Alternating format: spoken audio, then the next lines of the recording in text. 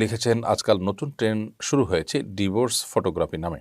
এতে ডিভোর্সের পর প্রাক্তন জীবনসঙ্গীর ছবি ছাড়া বা পোড়ানো হয়, অসম্মান করা হয়। সম্পর্কে ইসলাম কি বলে? ডিভোর্স ফটোগ্রাফি নামে যে নতুন একটি ট্রেন্ড চালু হয়েছে আমাদের দেশে, সেটি অত্যন্ত গর্হিত। এ বিষয়ে আমিও একাধিক ফেসবুক পোস্ট দেখেছি, যেখান থেকে আমার যতটুকু জানার সুযোগ হয়েছে তা থেকে আমি দেখলাম যে কোনো ভদ্রমহিলা বিবাহ বিচ্ছেদের পর সেটাকে সেলিব্রেট করছেন, ফেস্টুন নিয়ে দাঁড়িয়ে থাকছেন এবং খুব আনন্দ উল্লাসের সাথে তিনি ডিভোর্সেড এ লেখা প্লেকার্ড নিয়ে দাঁড়িয়ে আছেন। মানে ব্যাপারটা কেমন যেন আনন্দের।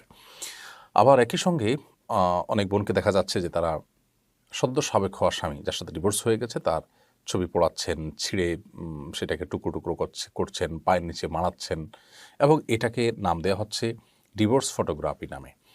আমার মনে হয় এটা রীতিমতো মানসিক অসুস্থতা, কিংবা এটা এক ধরনের অভদ্রতা, অসৌজন্যতা এবং অমানবিক একটি কাজ। কারণ যার সাথে আপনি কিছুদিন সংসার করেছেন, সেটা হতে পারে অনেক দিন, হতে পারে স্বল্প কিছুদিন, তিনি আপনারই পছন্দের কেউ।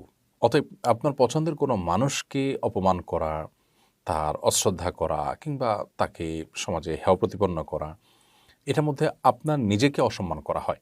সেই বিষয়টি আমাদের প্রত্যেকটা মানুষের মাথায় থাকা উচিত। আর দ্বিতীয় কথা হলো যে আপনি কোনো মানুষকে, তার ব্যক্তিগত কোনো ত্রুটি বিচ্ছুতি থাকতে পারে, তাকে কি আপনি এভাবে পাবলিকলি অসম্মান করার সুযোগ আদৌ আছে কিনা?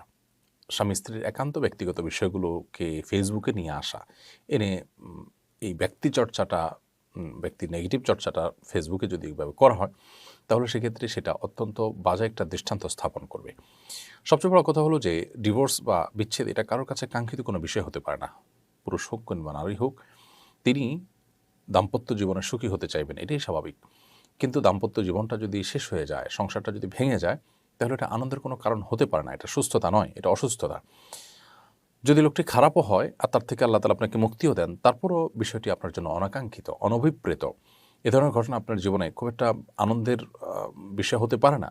সেজন্য এটাকে সেলিব্রেট করার কিছু হতে পারে না। আমরা বেশ কিছুদিন আগে দেখেছি যে দাদা কিংবা নানার মৃত নানা কিংবা দাদার লাশের সাথে নাতিরা কয়েকজন মিলে সেলফি তুলছে দাঁত বের করে।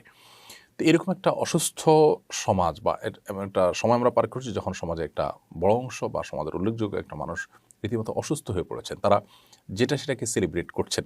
আমরা দেখছি সাহারি পার্টি হচ্ছে, যে সময়টাতে দোয়া রোনাজারি হওয়ার কথা, তখন উৎসব উৎফুল্ল করা হচ্ছে এবং সেটাকে ইসলামিক কালচার হিসাবে মনে করি আমরা অনেকে করছি।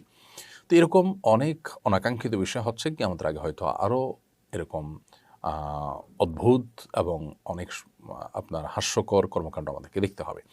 যাই হোক, অনেক মেয়েরা এটা করে থাকেন ভাইরাল হওয়ার জন্য, অনেক ছেলেরাও করতে পারেন ভাইরাল হওয়ার জন্য, কিংবা এটা করতে পারেন তার জেদ থেকে। কিন্তু এই জেদগুলো, ঘরের জেদগুলোকে বাইরে এভাবে যদি আমরা প্রকাশ করি, আজকে যার সাথে আপনার বিচ্ছেদ হয়েছে, আমার তো তিক্ত অভিজ্ঞতা হলো যে বিচ্ছেদ একসময় যাদের সাথে হয়ে যায়, আমরা দেখি যে অনেক কাল পরে তাদের সাথে আবার একত্রে সংসার করার চেষ্টাও করেন। কারণ বিচ্ছেদ হয়েছে, মনে করলেন আপনি বেঁচে গেছেন, তারপরে আপনি কারোর সাথে সংসার করলেন, দেখা গেল সে আরও খারাপ মানুষ। এরকম অহরহ কিন্তু হয়ে থাকে।